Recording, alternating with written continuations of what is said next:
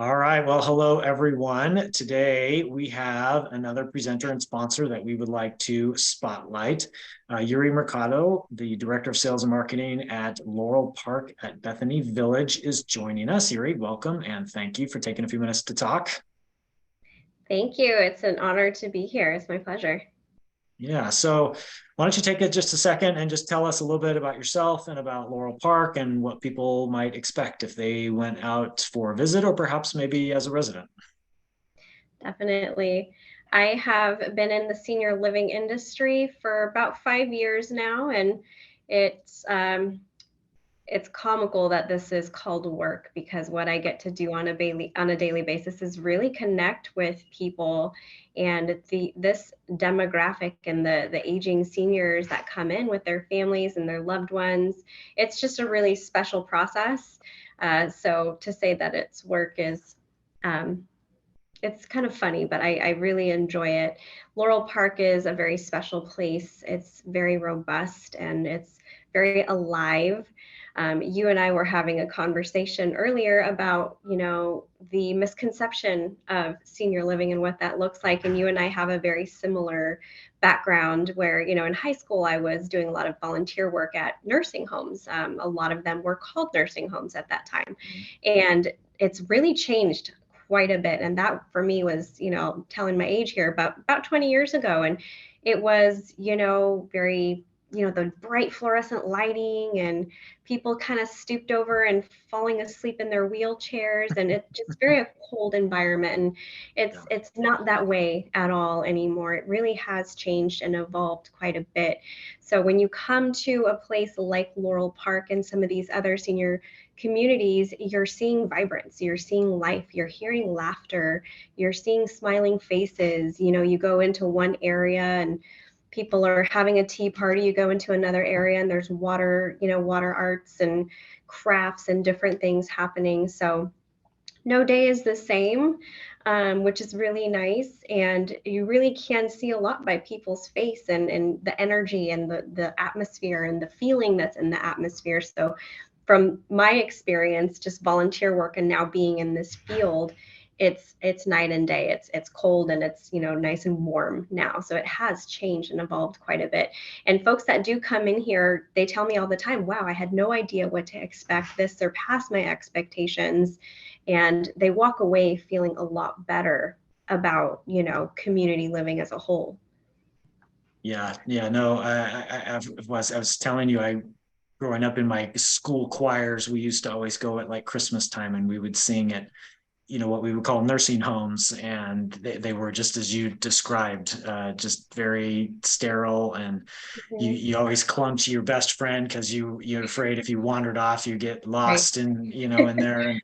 And so I think it's so fantastic and so great that our mentality about senior living and their capabilities and capacities are so much greater than I think maybe in past generations have given them credit for. And so, obviously, the conference that we have that you'll be a part of as a sponsor and a presenter caters to people who have lost a spouse. And so I would imagine that you may have a few residents where now that they, have lost their beloved that they lived with for who knows how many years, probably feeling some loneliness and some isolation. And it might be a hard thing for them to live on their own. And they find their way to Laurel Park. So tell us about that transition for those kinds of folks.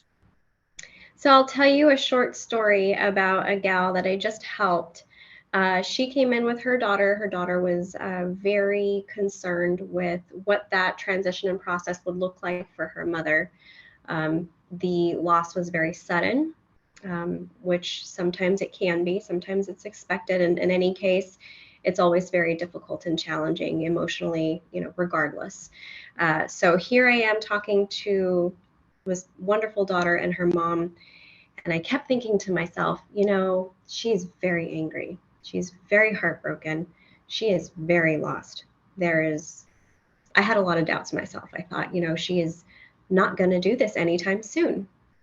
So a few hours later, cut a long story short, she told me, Yudi, I really have to go home and pray about this. This is a very big change.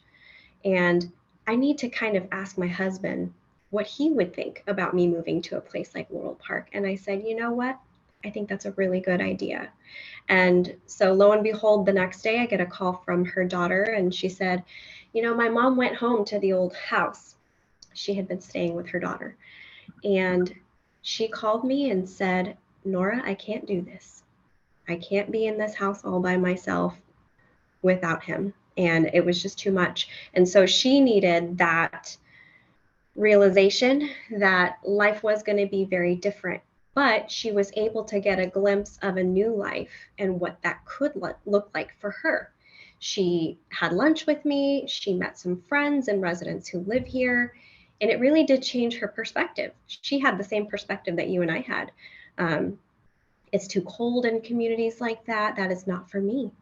And she's in her 90s, and her spirit feels so young that she just couldn't picture herself in a place like this. But then she said, your approach was very different. She's like, I felt like you really understood me, and talking to residents, it completely changed my mind. She said, I think I can do this. And so a week later, she's got me in tears like a big old baby, telling me, that I was an angel to her in a moment when she really needed one. And I will carry that forever from, just that experience. And, even sometimes I forget how impactful communities like this can be, and just having that embedded support of, team members, leaders, and even, folks that work in the dining room or even the housekeeper. I mean, it all is relevant, and everybody plays a part in making the residents' life just that much richer and, easier, so that they can grieve. And so those are some things that I will be talking about during the conference, is a lot of those benefits, like, this gal is experiencing Yeah. now. Yeah. I passed by her in the dining room, and she's with a new friend every day, and she's got a smile on her face, and she gives me a great big hug every time she sees me. And she said, I didn't think I could be this happy after I lost my husband.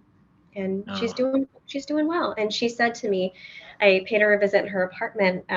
She's got it all decorated and looking really yeah. great now. And she said, I know he's looking down on me and saying, you did the right thing. And so moments like that, and we have Yeah. many of those moments, because we do encounter a lot of prospects and prospective residents Yeah. that is the catalyst for them even Right. considering a move like this. Right. Well, that's great. I love hearing stories like that. Since we've kind of been into this realm, it just blows my mind all the different types of services that are out there that people provide, Mm-hmm. and it's all so important in their own ways. And so thank you for what you do. So speaking of the conference, and you'll be presenting, and can you leave us maybe with just a couple of teasers about what you're going to cover? Yes, definitely. So I'm going to be covering the benefits of community living. So top three things that I will be discussing are the benefits of community rhythms. So what that is your schedule and how you're planning your day, how you're planning your week, even a month ahead, because our activities team is very diligent in making sure that there is a robust schedule, of social events and excursions and parties, themed dinners, things like that, that folks have, they know ahead of time so they can really plan for that. Another one is benefits of community relationships. So for Patty and I, she is now somebody who I hold very dear in my heart, and I don't think that's ever going to change. And that's very common in settings like this. And the last one is going to be community resources. So professionals that we have close by that can help. We can refer families to different counseling, just resources that they may not have known about. Senior movers are a resource that we give families all the time, where, that can be another thing. I'm dealing with this grief. I can't even fathom the idea of packing or moving boxes. And you really don't have to, because we have a lot of resources in our back pocket that we can offer. So just a couple that I can think of offhand. So those are the three things that I'll be discussing that will hopefully, show people that this is an easier transition, if Yeah. they give it a chance. And it, you know, 9 times out of 10, people are saying, I wish I did this a lot sooner.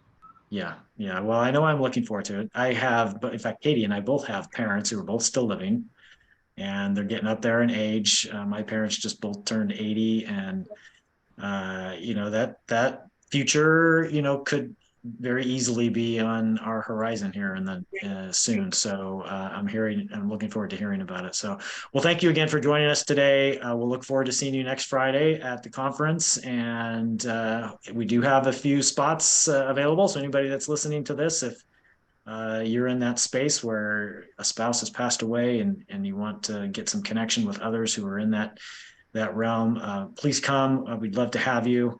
And with that, we'll see you next week. Thank you.